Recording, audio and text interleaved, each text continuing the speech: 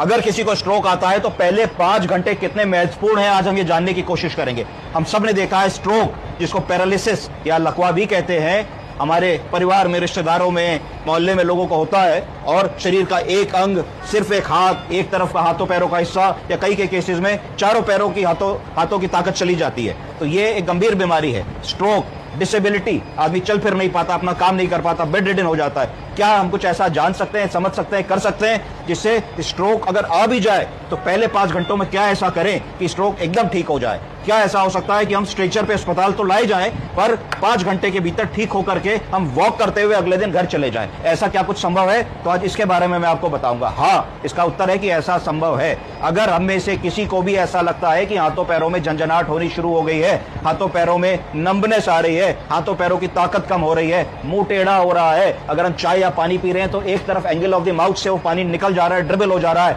हमारे शब्द नहीं बन पा रहे हैं, हम हाथ से गिलास को नहीं पकड़ पा रहे हैं, हम चाय का कप नहीं पकड़ पा रहे हैं, हम खड़े नहीं हो पा रहे हैं, तो इसका लक्षण है, ये लक्षण है, सिम्टम्स हैं कि जरूर हम लोगों को स्ट्रोक हो रहा है। इसके लिए क्या करना है? बिना 1 मिनट का समय गवाए हम लोगों को किसी भी बड़े अस्पताल की तरफ रवाना होना है जहां पे स्ट्रोक का इलाज होता है। स्ट्रोक के इलाज में क्या क्या जरूरी है? जैसे ही आप वहां जाएंगे तो देखा जाएगा कि आपका सीटी स्कैन में ब्रेन के अंदर ब्लीडिंग है या क्लॉट है।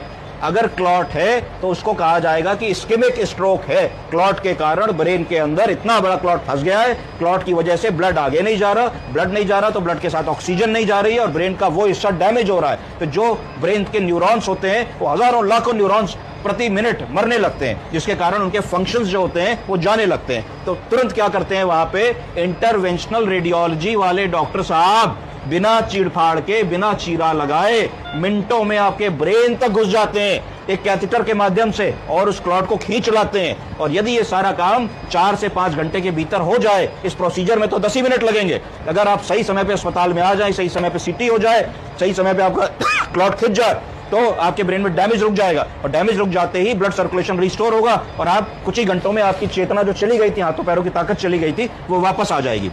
आपके इंटरेस्ट के लिए बताऊंगा कि किस रूट से जाएंगे। तो जांग में एक आर्टरी होती है फीमोरल आर्टरी। फीमोरल आर्टरी के थ्रू सिर्फ एक छोटी सी सुई लगेगी।